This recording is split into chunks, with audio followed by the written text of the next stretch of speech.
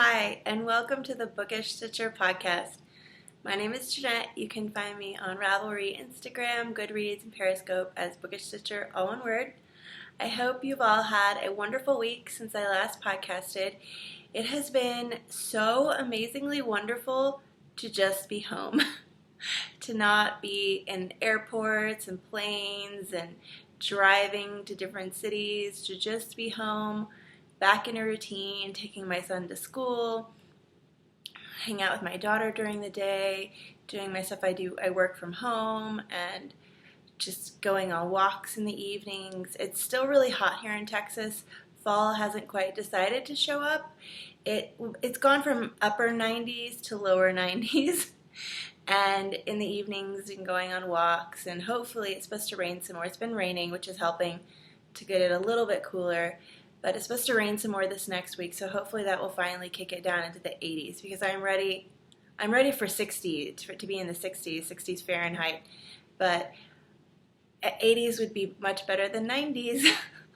So it's just been wonderful. And as you'll see coming up, because I've had so much time at home and not been traveling so much, I have the most finished objects I think I've ever had on a podcast before. So let's hop right into that.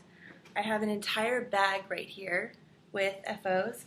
And this first one is kind of a cheat because I finished it a little while ago, but I was in Seattle and I didn't bring it with me to show it to you guys, and I realized that, and so I wanted to show it on the podcast because it's adorable and it's a sweater I made for my daughter. So this one was finished a little bit ago. It is the Petite Isle of Hope. The ends are all sewn in, and it's much more of a robin's egg blue than it's showing up here. There's the little pockets. It's about 3/4, a little longer than elbow length. And it's tunic, and there's the back, which is a lattice panel. It kind of needs to be blocked, but it's for a kid, so I'm not going to worry about that. But that's that all done. I realized I had never shown that to you guys. There are 6 finished objects today. I'm just having some water. We're getting ready right after I podcast to decorate the whole house for Halloween. I love this time of year, Halloween and Christmas and all the decorating. It's my favorite. But I have my Halloween mug there. And then next finished object, I have finished the last set of washcloths that I'm doing for some of my mom friends for Christmas. So this means I am officially about 1/3 of the way through my Christmas list. There's one washcloth, and I love this. My favorite part, it's like a buttercream yellow with speckles of purple. I wish that I had yarn like that. And it's really gorgeous. And there's like an eggplant and then a kind of an olive green. But there are 2 of those because I'm doing 2 in a set. And then I'll get a little handmade soap and tie it up with a ribbon and give it for Christmas. So that's 3 F.O.s. The next F.O. is the last of my daughter's winter wardrobe, and this is the Little Winifred pattern, and it's knit out of some Malabrigo Rios. And it's so funny because as I was knitting this, I just thought, this thing looks huge. It's going to go down to her ankles. It's going to be so enormous. And then I tried it on her, and it's tunic length. It goes to mid-thigh, and it's just one of those, when did she get so tall? So it's the Little Winifred. You kind of see it's just a tunic, and it's really, really long. See, it had some kind of weird pooling here, which I'm not super excited about. It's looking a lot more drastic on camera. In real life, it's not that big of a difference at all. It's like, yeah. But there's the cable, so you can kind of see down the front panel. That's what has cable. And then the ribbing on the bottom, and the back is just, yeah, that's crazy how on the camera that looks very drastic. It almost looks like a milk stain or something, but nope, that's just the yarn pooling, and it didn't, kind of swirled. But it's not that noticeable in real life, so don't worry. She won't look like a crazy pooling mess. And then the next thing I finished is my Nature's Lace shawl, and this was knit out of some Vice yarns. And I did soak and block it, and the yarn was almost as if you had taken a sock blank and then wound it into a cake. So the stitches didn't even up 100% after being washed and lightly blocked. I don't aggressively block anything. I don't have blocking wires or really blocking pins. I just kind of stretch it out and lay it on a towel or kind of a blocking mat thing, but there's that. It's very, very big, and it's gorgeous. You see it. And it's, I don't know how long it is. It's definitely longer than my wingspan, but I don't know if, I was thinking about donating this to my son's school for their fall gala that they're having, but I don't know if it's, even though it looks really long, it's not quite scarf length. It's definitely a shawl, and I don't know how many people would understand how to wear it, but it's pretty. I like it. I love the gold and the blue and the gray, and there's lime green, this other blue, and then kind of a magenta on the end. It was one of those yarns that the color was just so beautiful, and I wanted to see how they played together. And it did soften up a lot after being blocked. It's a lot softer now. The final FO of this week is the cutest one. I finished my newborn baby, no, it's just a newborn vertebrae cardigan for a friend, and this is knit out of some Knit Picks Felici, the self-striping, and it's the Sweetheart colorway. Look how cute that is. Oh my gosh. It's just the most adorable thing. Little arms, and then a little weave back. Oh, look at that.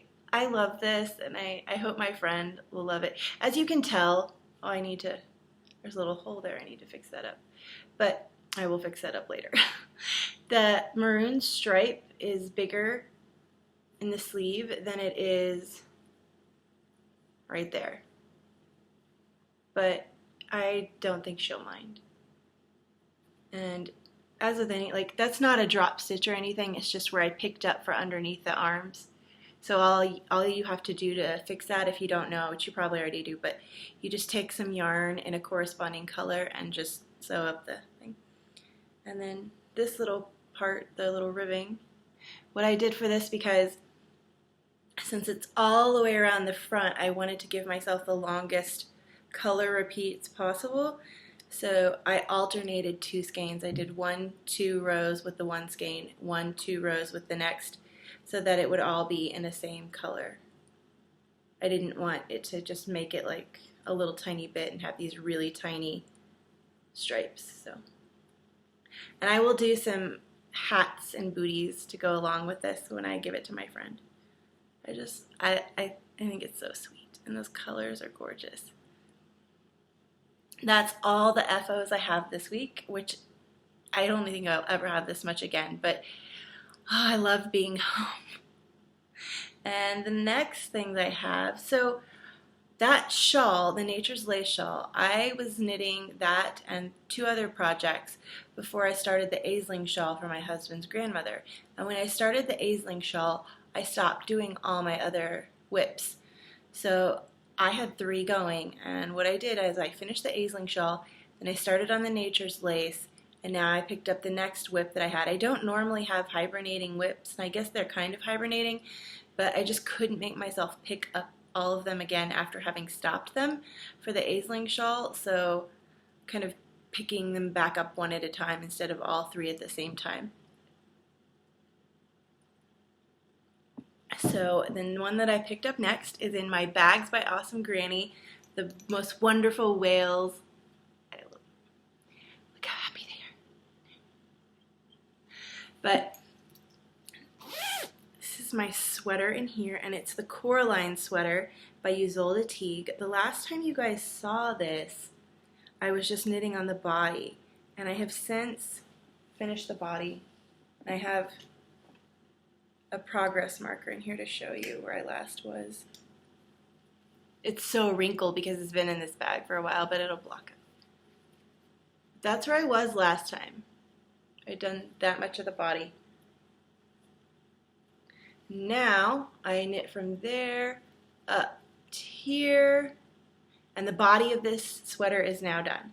So what you do is you knit the body, which is all done now, and then after you knit the body, you knit the sleeves. And I have a good ways into the first sleeve.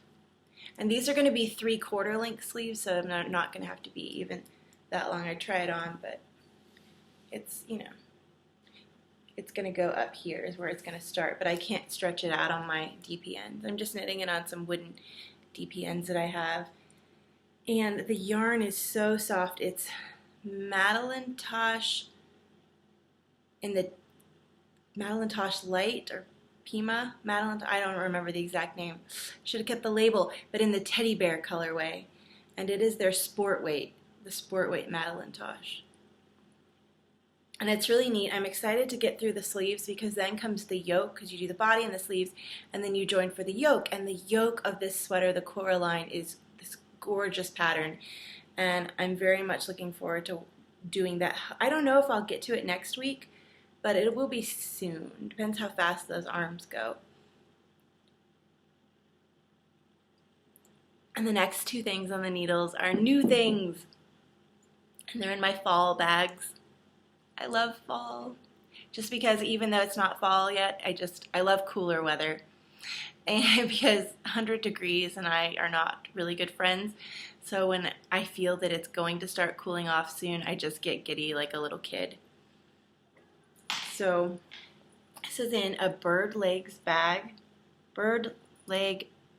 bag. And there are little owls and little turtles with apples and fall trees. And she has this neat carabiner. And then this is adorable. A little tiny owl. This is a zipper pull. And inside this is a present for someone. I've decided that I'm going to knit 4 of these and give one to my son's teacher, one to the teacher assistant, one to my friend Tanya, and then Tanya, she's a Russian friend. She helps me with doing translations and stuff, and she's had a bit of a rough year. So one for her, and then one for our book club does Christmas gifts, and we get paired up with this partner, and it's a secret kind of Santa thing, so I'm going to knit one of these for her. But the pattern that I'm going to knit for her is Without a Sound, and it's by Alley Coffee. And it's so much fun, and it goes so quickly. So what it is just, you can see alternating drop stitches with garter stitch. It's a very simple pattern.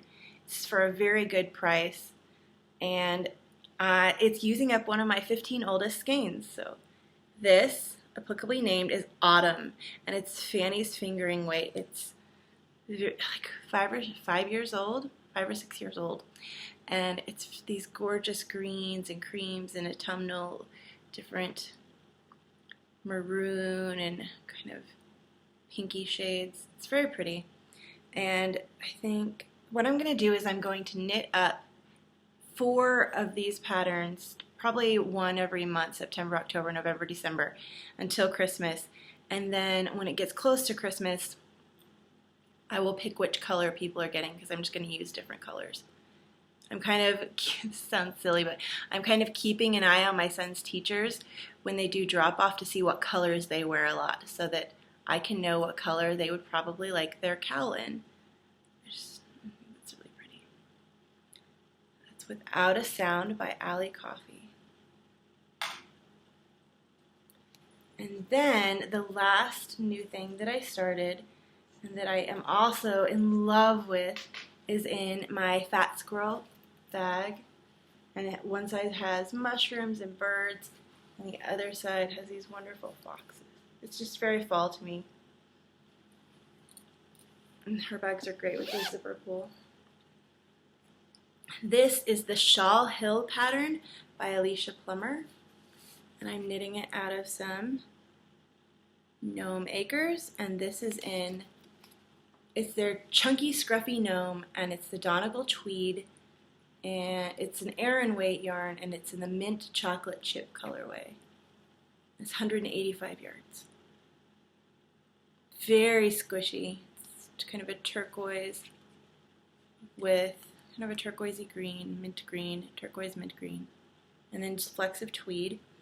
And the Shawl Hill pattern actually calls for a bulky weight yarn, but this chunky is actually an Aran. It's not a bulky. So what I'm doing is I'm kind of modifying the pattern. I'm doing it on a smaller size needle than it calls for, and I'm doing like an extra repeat to make up for the difference of the smaller size needle. And I'm knitting these using my marbles needles, and I love how the purple looks with this yarn. The purple needle. It's much brighter purple than it's looking. So this is a really neat pattern. You knit a very long kind of piece of fabric with these gorgeous cables, and then you connect it all up in a magical way and do some more stuff to it, and then it becomes almost like a mini poncho or cowl.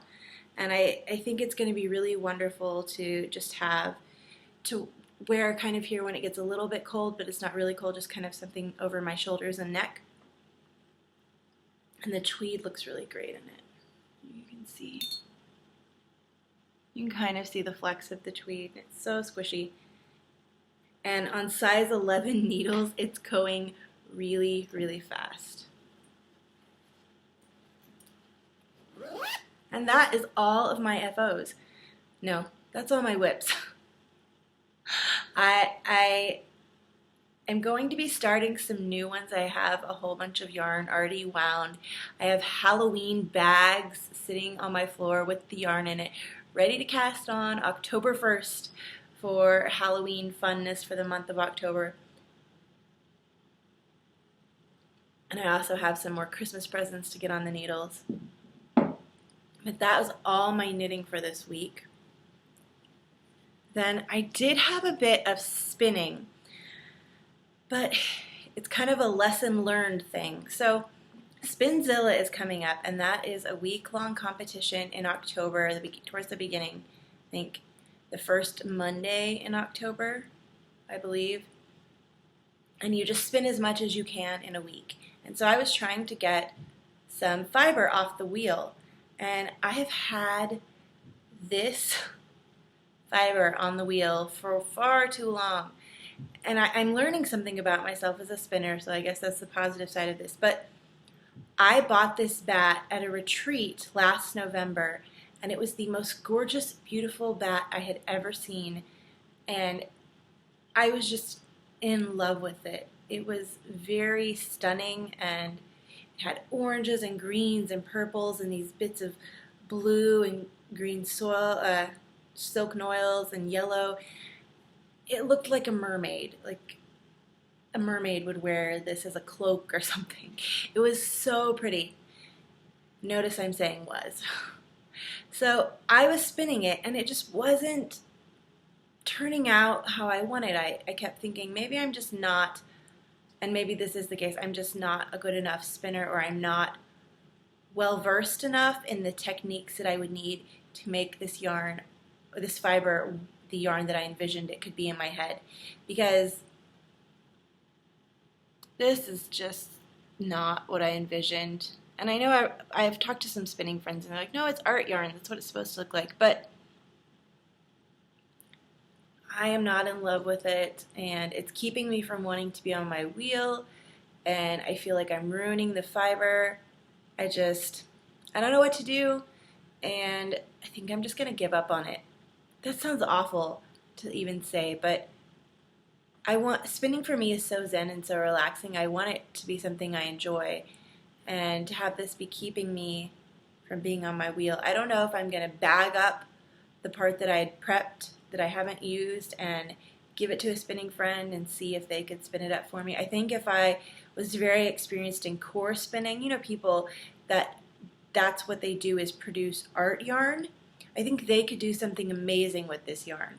But as for a person who is used to doing braids of fiber and just doing a little bit of pre-drafting and coming out with what I feel are very wonderful skeins of yarn, this is not working for me. I don't know if maybe I'm not a bat girl. Maybe bats and I are not as good of friends as braids of fiber. So goodbye, beautiful, beautiful mermaid bat.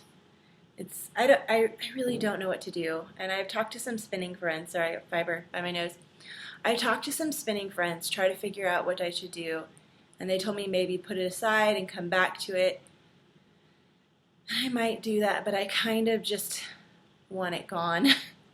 So I'm going to wind that off, start new. I have a braid of Moon Rover that's from when I was in the club that I love, and I'm going to spin that and just kind of get my feel back for spinning this week so that next week I can be ready for Spinzilla and spinning, spinning, spinning.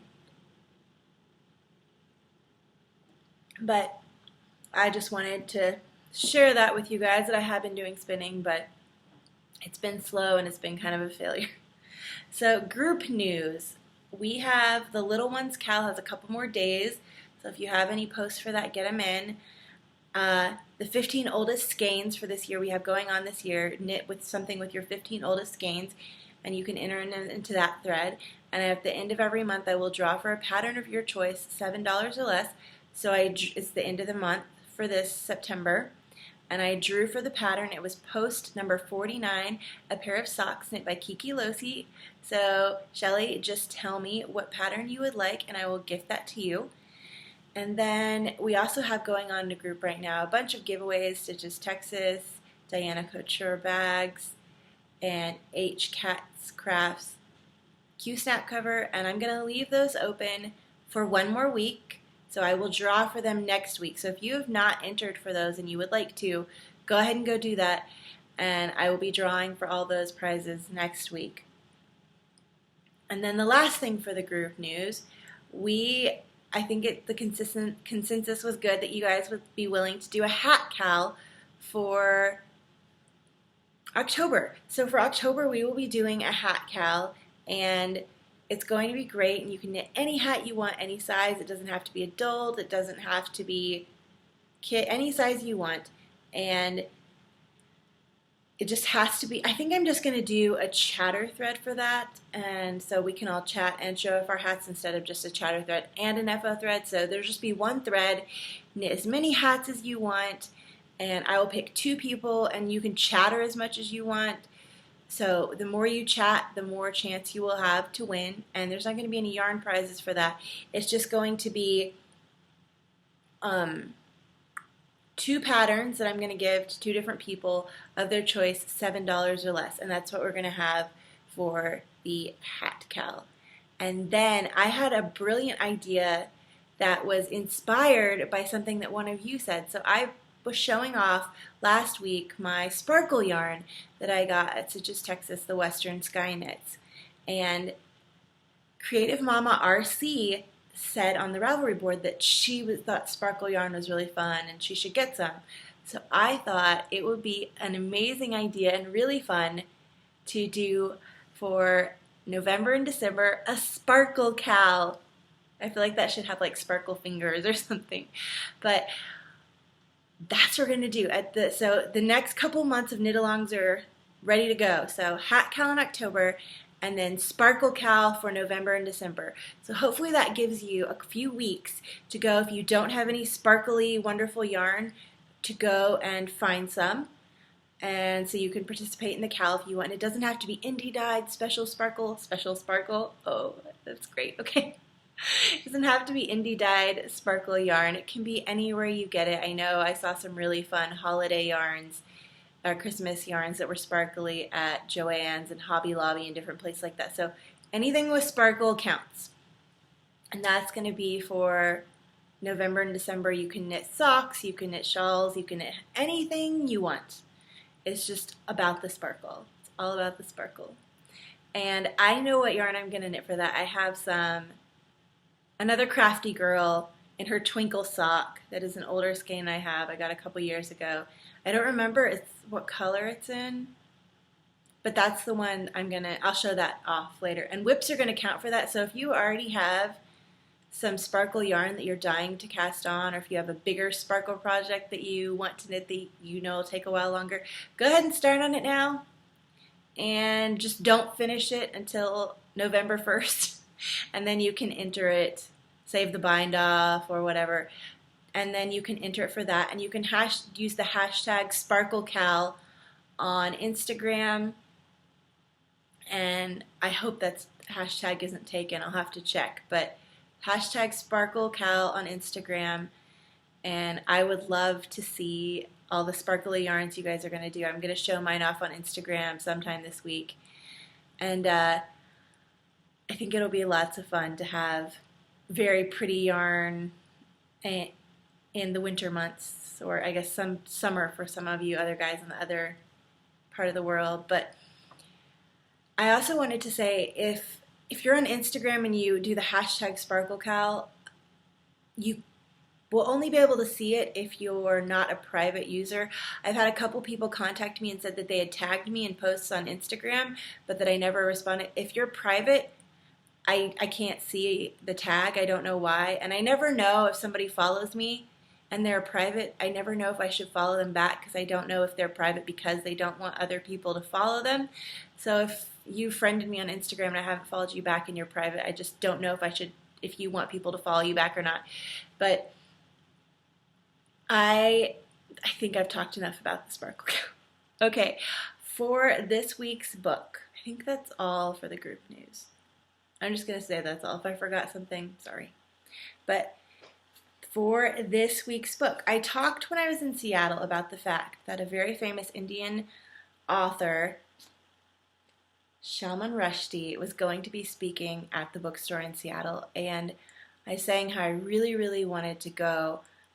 I didn't make it, and it kind of makes me sad, because that was probably a once-in-a-lifetime, just very serendipitous thing that we were in the same place, in the exact same city at the same time. Person from Texas in the United States, a person from India. I don't know exactly where in India he lives, but both at the same day in Seattle, in the same area of the town. And it just didn't work out, because we were flying out the very next morning. He was speaking late at night. I have younger kids that wouldn't want to stay up and hear an author give a speech, and they wouldn't sit still for that. And I didn't want my husband to stay at the hotel with the kids while I went to the talk. So it just didn't work out. But life is full of things like that, where stuff just isn't the best idea for you at that time. You know what I mean? Like, it's not the right time for that. But as I said on that podcast, I have read some of his books, and I wanted to review one on the podcast, one that I really love. So this week's book is by Salman Rushdie, and it's Midnight's Children. And the idea to review this book this week was actually spawned by, I was listening to something that's talking about evaluating what you read and how diverse are you in your reading. Do you read predominantly male authors? Do you read predominantly female authors? How many authors do you read that are from other countries than you live in? And so I was going through the books that I'd read this year and realizing I read predominantly female, and I read a lot of European authors, some American, a lot from Japan, some from China, and I haven't been reading much from India this year and other countries, and some Australian. So I need to kind of diversify my reading that I've been doing this year. And this one I read a couple years ago. But the story of this is there are these special children that are born, and they're called Midnight Children. They're born at midnight on the night when India gets its independence, which was August 15th, 1947. And the children that are born at this time have special powers. And the story focuses on one boy who is Salim Sinai, and I'll just read the back for you because I think that it kind of explains it the best. But it's a very interesting story. Greeted by fireworks displays, cheering crowds, and Prime Minister Nehru himself, Salim Sinai is born at the stroke of midnight on August 15th, 1947, the very moment of India's independence. Salim grows up to learn the ominous consequences of this coincidence. His every act is mirrored and magnified in the events that sway the course of national affairs. His health and well-being are inextricably bound to those of his nation. His life is inseparable and at times indistinguishable from the history of his country. Perhaps most remarkable are the telepathic powers linking him with India's 1,000 other Midnight's children, all born in that initial hour and endowed with magical gifts. This novel is at once a fascinating family saga and an astonishing evocation of a vast land and its people, a brilliant incarnation of the universal human comedy. 25 years after its publication, Midnight's Children stands apart as both an epical work of fiction and a brilliant performance by one of the great literary voices of our time. It is very poetic in its language. It's very kind of flowery, I guess some people would call it that. It's not an easy read. If you don't like books that are extremely descriptive or that have kind of a heavier language, you wouldn't like this. But I really enjoyed it, and it took me a little while to get through, but I think it's worth it. So this is Salman Rushdie, Midnight's Children. And that is everything I have for this week. I hope you guys have a wonderful week and that you get to do all the things you love. Okay, bye.